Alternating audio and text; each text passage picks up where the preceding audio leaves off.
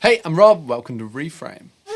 A chord inversion has two letters and a slash between them. I always remember these by saying letter with letter in the bass. So when I say this sentence, G with B in the bass, it makes it clear that I have to play the first letter as a chord. And then if there's a bass player, they'll play the other letter. Or if I'm by myself, I have to find the other letter and play that. C with G in the bass.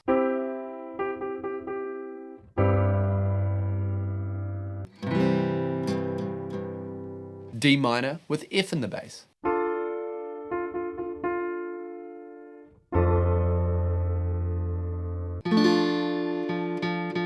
The bass note is often a note from the chord. So G with B in the bass, the B is the third of the chord.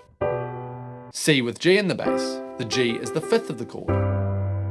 We can use inversions to build tension, and here are two ways. One, build tension by ascending. By going up. Here's an example of a chord progression where I don't use inversions on the bass.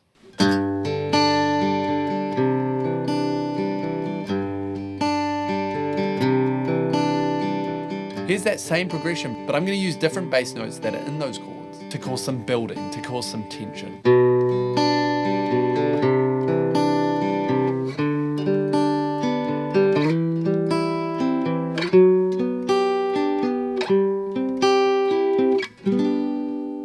It makes it feel like a journey. It makes a simple progression feel slightly more advanced. Pedal tone. Another way to use inversions is by using a pedal tone. This just means staying on the same bass note while the chords change underneath. In the song I'm Still Standing by Elton John, the B flat note plays over and over while the chords change underneath.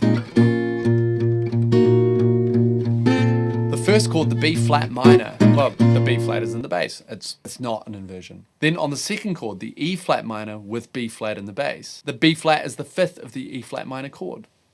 So this is E flat second inversion. Then there's the F chord with the B flat in the bass. The B flat is the 4 of the chord. And this is really interesting because the 4 isn't in the F chord. When the notation wants us to play a bass note that isn't actually in the chord, instead of calling this an inversion, we call this a slash chord. Which leads us back to a kind of release when we go back to the B flat minor again. Inversions can give our chord progressions more variety without necessarily making our chord progressions less simple. It's especially useful in minimal songwriting when you have a 2, 3, or 4 chord song and you just want to make it a little bit more interesting. And it can add some complexity and some variety to your progressions. Thanks for watching this episode of Reframe. I'm Rob.